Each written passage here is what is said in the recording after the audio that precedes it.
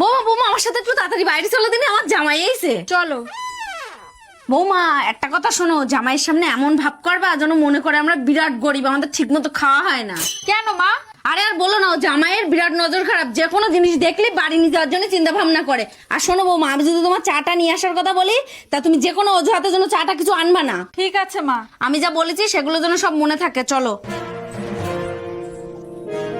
ওমা, বেশ কদিন ধরে দেখছি তোমার ছেলে কাজকর্ম করছে না, সবসময় বাড়ি বসে থাকছে, কি ব্যাপার? আর বলো না বাবা, ছেলেটার তো কোনো কাজ বাজ নেই, আর যেদিকে যাচ্ছে সেদিকে অভাব। আমি জানি না কিভাবে সংসারটা চালাবো। বৌমা যাও, জামাইয়ের জন্য এক কাপ চা নিয়ে এসো।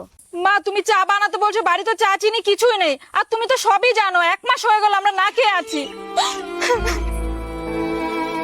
বাবা দেখেছো আমাদের বাড়ির অবস্থা এখন কিরকম হয়ে গেছে।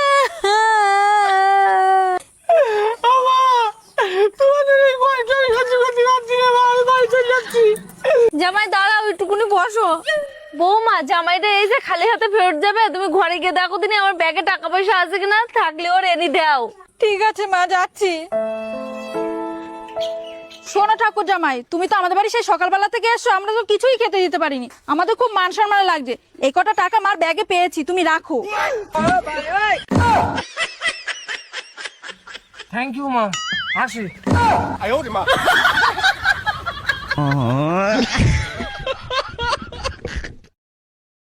Download ShareChat.